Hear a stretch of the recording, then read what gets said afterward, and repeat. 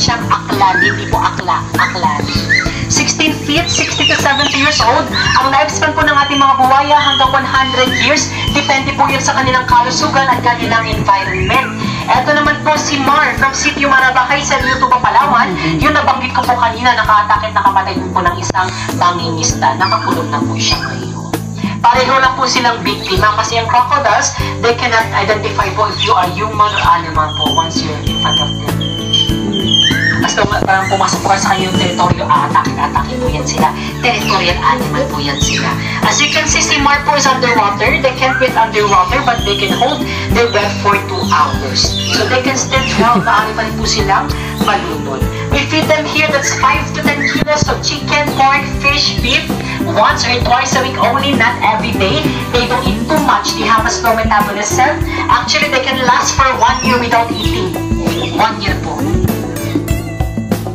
And here in our third pen, this is our longest and our oldest crocodile here in Crocodile Farm. His name is Makmak from Barangay Macarascas, one of the rural barangay here in Puerto Princesa City.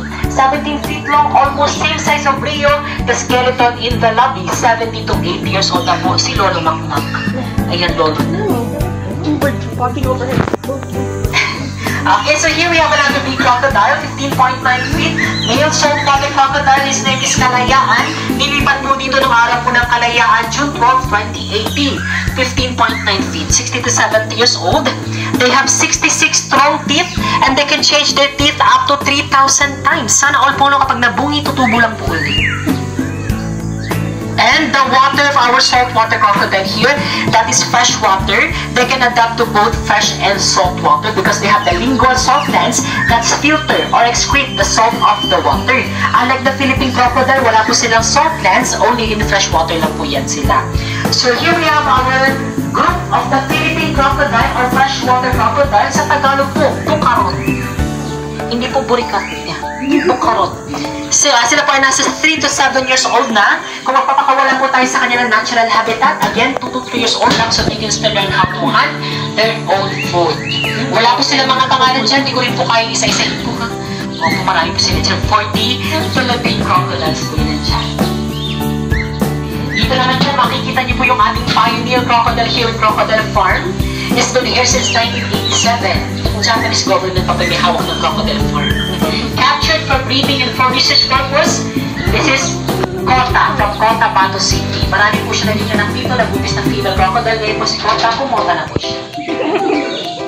Si Kota po last year is from the breeding area. He was transferred here because he is now alpha male or dominant na po. Ibig sabihin, ayaw niya na po may kasama sa isang teritoryo. Dominante na po. Nakapatay na po siya ng crocodile po doon. But to clarify po, that's the normal behavior. In the wild, mga ganito kalaking crocodile po is 1 kilometer away from each other kasi magpapatayan po yan sila. As you can see po, meron po siyang white spots on his face. That's his battle scar because crocodiles, they use their head as their weapon to attack other crocodile, not their tail. Their tail po is for swimming lamang, kaya po na lumakoy ng 15 to 18 miles per hour. Ito po sa last pen sa right side, pinakabatong saltwater crocodile natin here in the Big Ben. His name is Paubi, 12 feet long, 20 years old. Minsan po kapag nakaamoy siya ng meat, minsan tumatalon niya, ang abot niya po ito. Pag sa semento po yan siya. Yes, our Philippine crocodile will not get this big. Gaano po kalaki, ganito lang po. Look at the size, very Filipino. Her name is Pinay or Filipina. She's now sexually matured. She's now ready for the breeding season, 15 years old. So, sure na sure po ako ngayon siya po ay virgin crocodile pa po. So never been touched. That's her final stage. She can still grow po. Just an inch or half meter. Okay, so this is the end of your guided tour, everyone. If you want to see more wildlife animals, you can now proceed to our nature park. And if you want to take pictures while holding a live crocodiles, you can now proceed to our photo booth for the crocodile holding. But first, you can take a tour inside of our nature park. Thank you so much. Good afternoon. Have a great day po. Thank you po.